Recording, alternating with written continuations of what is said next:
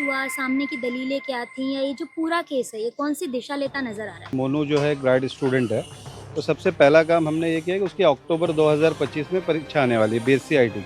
Police custody में जिस दौरान है उस दौरान उसे नोटबुक और टेक्स्ट बुक दी जाए ताकि वो अपनी पढ़ाई जो है वो कंटिन्यू कर सके। पुलिस ने जो है 4 दिन का रिमांड मांगा हुआ था। तो कोर्ट के सामने हमने इस चीज़ का विरोध किया और कोर्ट ने हमारा पक्ष सुना भी और उन्हें सिर्फ 1 दिन की कस्टडी दी गई। जैसे चमन चौहान हो या मोनू हो, दोनों ने पुलिस को पूरी तरीके से सहायता की है, पुलिस के इन्वेस्टिगेशन में पूरी तरीके से मदद की है। अच्छा, जिस तरीके से सर्वेश गिरी ने पिन बदला और सारी चीजें की, तो क्या उसके पास ये राइट्स हैं? देखिए, सर्विस गिरी कोई बैंक नहीं है और ना ही उसे बैंक ने कोई अथॉरिटी दे दी है कि भैया तुम इसका पिन जो है चेंज कर सकते हो। सच्चाई बाहर आनी चाहिए। इस पूरे मामले में मोनू का कहाँ पर रोल रहा? हत्या के प्रकरण का सिर्फ आरोप भर लगा है, उसके ऊपर कोई भी ऐसा स्टैंप नहीं लग गया कि वो इसमें दोषी हो गया। ये कहा जा रहा है कि जो मोनू के पिताजी हैं उनको पुलिस ने मारा है, ऐसा बयान मोनू की मां ने मीडिया में दिया है।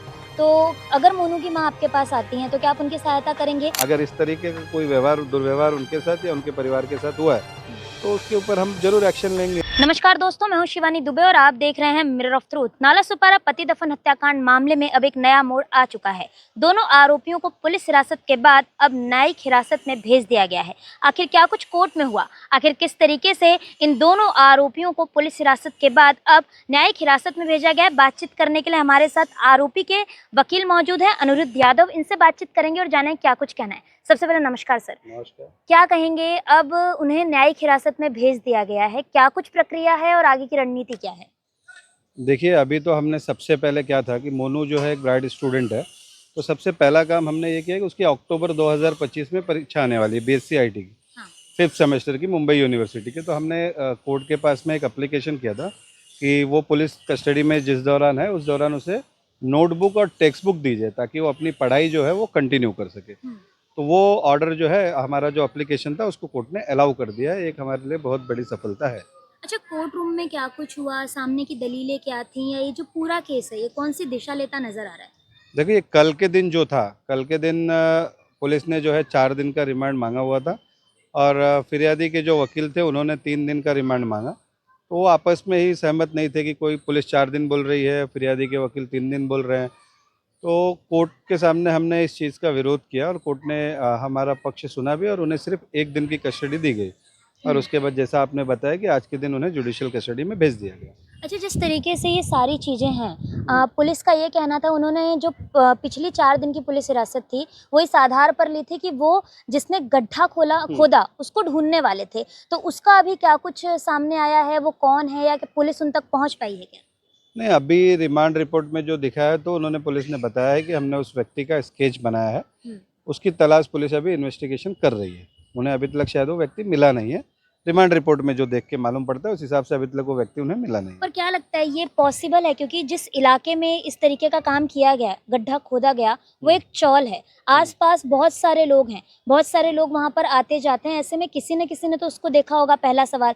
दूसरा सवाल, आसपास के नाके से ही उसको बुलाया गया होगा। तो ऐसा क्या पॉसिबल है कि पुलिस उस गड्ढे खोदने वाले तक पहुंच ही नहीं पा रही है? नहीं, पुलिस को पहुंचना चाहिए क्योंकि जैसा आपने कहा कि जो धानीबाग नाका है, ज़्यादातर वहाँ पे कड़िया बेगारी खड़े रहते हैं, वहाँ उनका तलाश जारी है। अभी वो पुलिस का इन्वेस्टिगेशन का पार्ट है तो उन्होंने क्यों नहीं खोजा, क्या वजह है, अब इसका जवाब तो जो इन्वेस्टिगेशन गेटिंग ऑफिसर है या पुलिस है वही बता सकती है। अच्छा, इस पूरे मामले में जो सर्वेश गिरी का नाम लगातार सामने आ रहा है और पुलिस द्वारा तो क्लीन चिट दे ही दी गई है, लेकिन उसको अभी तक आरोपी नहीं बनाया गया। जबकि लगातार जो पीड़ित का परिवार है वो कह रहा है कि इसने ही चमन देवी को फरार होने में मदद करवाई, इसने ही पिन बदला। तो ऐसे में सर्वेश गिरी को पुलिस आरोपी क्यों नहीं बना रही है? क्यों, क्या ऐसा हो सकता है कि पुलिस जानबूझ के सारी चीज़ों में ढिलाई बरतती नजर आ रही है और पुलिस का इसमें कोई इन्वॉल्वमेंट है? देखो, अगर जो फिरियादी है उनके घर वाले कह रहे हैं, फिरियादी कह रहा है और जो तमाम वहाँ के लोग हैं, अगर वो बार बार कह रहे हैं कि सर्विस गिरी का जो है कुछ ना कुछ इन्वॉल्वमेंट है तो पुलिस ने तपास करनी चाहिए। पुलिस क्यों बचा रही है, सबसे बड़ा सवाल है। इसका जवाब पुलिस दे सकती है, लेकिन अगर फिरियादी के घर वाले कह रहे हैं, उनके भाई कह रहे हैं, चीख रहे हैं, चिल्ला रहे हैं कि उसका कुछ इन्वॉल्वमेंट है, तो पुलिस ने उसका इन्वेस्टिगेशन करना चाहिए। अभी हमारे जो दोनों आरोपी हैं वो तो पूरी तरीके से, जैसे चमन चौहान हो या मोनू हो, दोनों ने पुलिस को पूरी तरीके से सहायता की है, पुलिस के इन्वेस्टिगेशन में पूरी तरीके से मदद की है। अगर किसी भी तरीके से उनके परिवार को लगता है कि अगर सर्विसगिरी की कोई इन्वॉल्वमेंट है तो ये पुलिस ने जांच करनी चाहिए, क्योंकि उनके परिवार को इंसाफ मिलना ही चाहिए। उन्होंने भी अपना बेटा खोया हुआ है।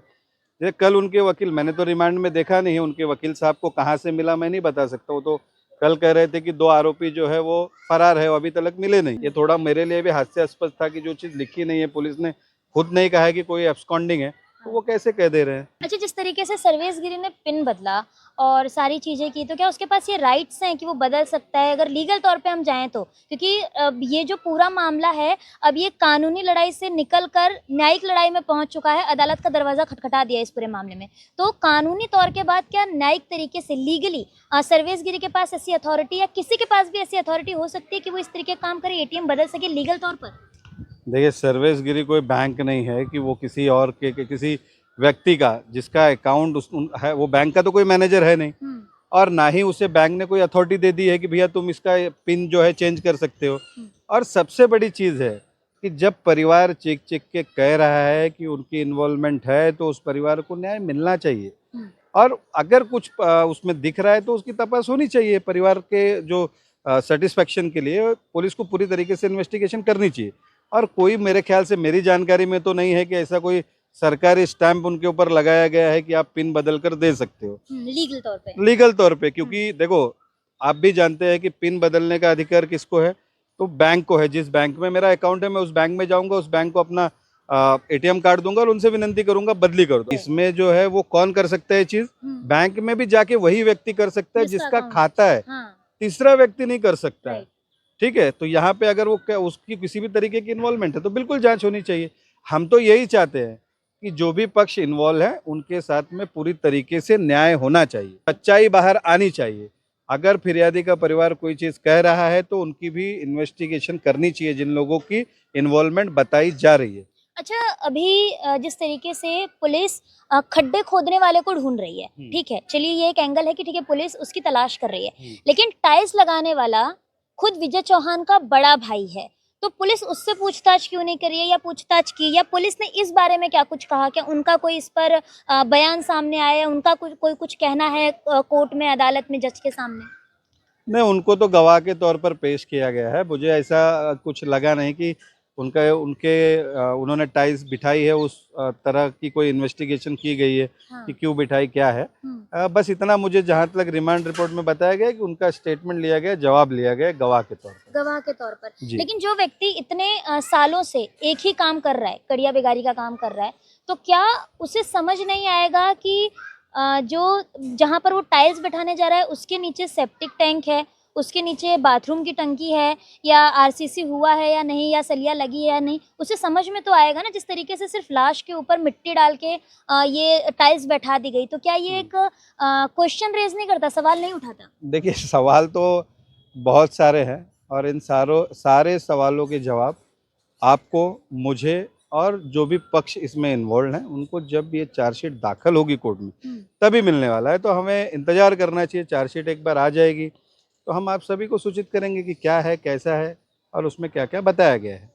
अच्छा, मोनू का रोल कुछ अभी तक क्लियर हो पाया क्या? क्योंकि जिस तरीके से 4 दिन की पुलिस हिरासत, फिर 3 दिन की, फिर 1 दिन की, इस पूरे मामले में मोनू का कहाँ पर रोल रहा, ये बाहर आ पाया है क्या? क्योंकि जिस तरीके से आपने बताया कि मोनू एक ब्राइट स्टूडेंट था, तो ऐसे में कहीं ना कहीं इंसान अगर आपराधिक मानसिकता का होता है तो उसके हाव भाव से समझ में आ जाता है। मोनू पढ़ाई लिखाई में होशियार था और ऐसे में पुलिस द्वारा उसका जो इन्वॉल्वमेंट है, उसका जो रोल है, वही अभी तक क्लियर नहीं किया जा रहा है। तो क्या लगता है आपको?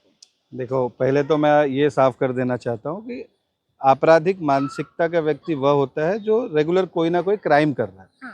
वो नहीं होता है जिसके ऊपर किसी हत्या के प्रकरण का सिर्फ आरोप भर लगा है, उसके ऊपर कोई भी ऐसा स्टैंप नहीं लग गया कि वो इसमें दोषी हो गया है। देखिए, पब्लिक का परसेप्शन है, इमोशनली पब्लिक आउटरेज है कि नहीं, इनको दे देनी चाहिए सजा, क्योंकि पुलिस ने इन्हें आरोपित किया है।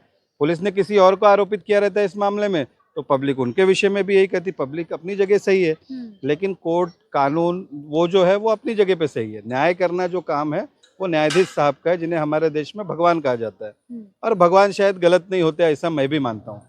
अच्छा, जिस तरीके से ये जो सबूत पुलिस लेकर आई है, क्या वो सबूत कोर्ट में मान्य किए जाएंगे? क्या लगता है आपको? मतलब जो सबूत है उनके आधार पर क्या दोनों आरोपियों को सजा हो सकती है, जिस हिसाब से पुलिस ने जो सबूत रखे हैं अभी तक? अभी बहुत जल्दबाजी है अभी मैंने जैसे पहले भी कई बार पूछा गया मुझसे, तो मैंने बताया था कि अभी कोई भी ऐसा कॉन्क्रीट एविडेंस नहीं है। अभी आगे जो है मोनू की, जैसा कि मैंने आपको बताया कि अक्टूबर में परीक्षा है, उसके इंटरनल एग्ज़ाम आने वाले हैं, तो हम कोर्ट में ये मांग करने वाले हैं कि मोनू को जेल में, थाने सेंट्रल जेल या जिस भी जेल में उनको रखा जाएगा, उस जेल में उनको सारी बुक्स और उनके सारे नोट्स जो उन्होंने पढ़ाई के दौरान जमा किए हैं वो उनको प्रोवाइड किए जाएँ, ताकि वो अपने परीक्षा की तैयारी कर सके। और ये भी अगर पॉसिबल हो सकेगा तो हम करेंगे कि वहाँ पे कोई प्रोफेसर या कोई टीचर उनकी इस परीक्षा की तैयारी में मदद करवा सके। ऐसे कोई चीज़ें हो सकती हैं तो उनको दिलवाई जाए। अच्छा, एटीएम का पिन बदला गया था चमन देवी और मोनू जब फरार हुए थे उसके पहले, तो क्या कोर्ट में इस बात को सार्वजनिक किया गया कि उन्होंने जब से विजय चौहान मिसिंग था तब से लेकर विजय चौहान की लाश मिलने तक उनके अकाउंट से कितने पैसे निकाले गए हैं या कितनी धनराशि का ट्रांजैक्शन हुआ है, कुछ ऐसा पुलिस ने बताया या आप लोग को मालूम पड़ा? क्योंकि कहा जा रहा है कि जब वो लोग फरार हुए तो उनके ऊपर 11, मतलब ये कहा जा रहा है कि विजय चौहान के अकाउंट में 11 लाख रुपए कुछ LIC के आए थे। तो ऐसे में क्या पैसों का किसी प्रकार का ट्रांजैक्शन देखने मिला है या इन दोनों आरोपियों ने पैसे निकाले हैं क्या? नहीं, कैसा रहता है, जो भी अभी पुलिस को मिला रहेगा इस संदर्भ में या नहीं मिला रहेगा, तो वो सारी चीज़ें जब चार्जशीट फाइल होती है तो वो दौरान लगाई जाती है उसमें। तो उसमें अगर कुछ ऐसा रहेगा तो वो स्टेटमेंट लगाएंगे कि कौन सी जगह से कितनी रकम निकाले गई, और वहाँ का जो भी चीज़ें रहेंगी वो सामने आ अभी तक जाएंगी। नहीं पता चला, मतलब कुल मिला के जब तक चार्जशीट दाखिल नहीं हो जाती तब तक हम किसी भी हाँ, उसमें क्या क्या चीज़ें लगाई गई हैं, सॉरी टू इंटरप्ट यू, उसमें क्या क्या चीज़ें लगाई गई हैं वो जब चार्जशीट दाखिल होगी तब हमें मालूम पड़ जाएगा कि उसमें क्या उन्होंने बैंक का स्टेटमेंट लगाया है, क्या पैसे निकालने का लगाया हुआ है, या जो भी उनको पूरे तपास के दरमियान जो सारी चीज़ें उन्हें मिलती है वो चार्जशीट, जिसे फाइनल रिपोर्ट भी कहा जाता है, उसमें लगा के देंगे। एज ए लॉयर आपकी अब आगे की रणनीति क्या होगी अपने क्लाइंट को बचाने के लिए?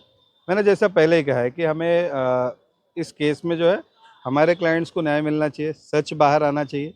अगर किसी भी तरीके से किसी की इन्वॉल्वमेंट है, वो जब इस केस का जो है कार्रवाई आगे बढ़ेगी, ट्रायल आगे बढ़ेगा, अगर कुछ निकल कर आता है तो उस व्यक्ति को दोषी अगर जो साबित होता है उसे सजा मिलनी चाहिए। अच्छा, अंतिम 2 सवाल। ये कहा जा रहा है कि जो मोनू के पिताजी हैं, उनको पुलिस ने मारा है, ऐसा बयान मोनू की माँ ने मीडिया में दिया है।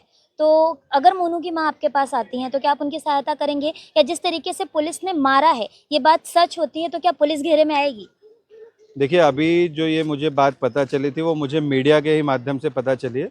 मोनू के परिवार का कोई व्यक्ति मेरे पास आया नहीं है या उन्होंने मुझसे ऐसा कहा नहीं है कि हमारे साथ मारपीट हुई है। लेकिन बिल्कुल अगर वो मेरे पास आते हैं, मुझसे किसी भी तरीके की मदद मांगते हैं, तो मैं उनकी बिल्कुल मदद करूँगा। अगर इस तरीके का कोई दुर्व्यवहार उनके साथ या उनके परिवार के साथ हुआ है, तो उसके ऊपर हम ज़रूर एक्शन लेंगे और उन्हें भी न्याय दिलाएंगे। एक व्यक्तिगत सवाल पूछना चाहूँगी कि लगातार ये हो रहा है कि आप ये केस जो है वो लड़ रहे हैं सिर्फ पैसों के लिए। तो मैं ये जानना चाहूँगी कि क्या कुछ है, फीस है, नहीं है? क्योंकि जहाँ तक हमें पता चला है कि आप इस पूरे केस को लड़ने के लिए फीस नहीं चार्ज कर रहे हैं। देखिए, बिल्कुल हम जो आपने सुना है वो सही सुना है। आप मोनू के परिवार से पूछ सकते हैं कि हमने उनसे एक भी रुपया फीस के तौर पर नहीं लिया है और हम ये पूरी तरीके से फ्री में कर रहे हैं। क्यों कर रहे हैं? कारण? देखिए, जैसा मैं आपको बता रहा हूँ ना, मैं नहीं करता तो कोई और अधिवक्ता करते, सरकार उन्हें एडवोकेट देती थी।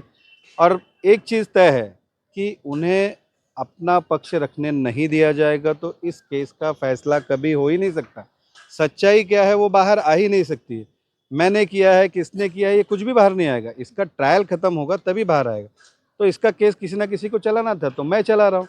और मैंने जैसे कहा है कि मैं इन दोनों के हक़ की लड़ाई लड़ूंगा। और उसमें कोई सोशल मीडिया पे मुझे क्या बोल रहा है, कोई गालियाँ बक रहा है, उससे मुझे कोई भी फ़र्क नहीं पड़ने वाला है। क्योंकि अगर एक डॉक्टर है, अगर उनके पास कोई पेशेंट लेकर जाता है, अगर वो दुर्दांत अपराधी है तो भी उनका काम है कि उसका जीवन बचाना। मेरे पास कोई व्यक्ति आया है तो मैं उसका पक्ष रखूंगा, पूरी निडरता से रखूंगा और पूरी अच्छी तरीके से रखूंगा। न्याय देना न्यायालय का काम है। हमें पूरा भरोसा है कि हमें न्याय मिलेगा और सच्चाई बाहर आएगी। बहुत बहुत शुक्रिया। तो ये थे हमारे साथ वकील अनिरुद्ध यादव जी। इनका साफ तौर पर यही कहना है कि अगर इनके जो क्लाइंट है वो निर्दोष हैं तो कहीं ना कहीं ये उनके हक की लड़ाई लड़ते नजर आएंगे। अब देखना ये होगा कि आने वाले समय में ये जो पूरा मामला है ये कौन सी दिशा लेता नजर आता है। बहरहाल दोस्तों, आज की इस वीडियो में इतना ही। मैं शिवानी दुबे फिर मिलूंगी आपसे अगली खबर में। तब तक देखते रहें मिरर ऑफ ट्रूथ, क्योंकि हम दिखाते हैं सच का आईना। ऐसी ही और खबरें देखने के लिए बने रहे हमारे साथ और सब्सक्राइब करें मिरर ऑफ ट्रूथ। वीडियो पसंद आने पर लाइक, कमेंट, शेयर जरूर करें।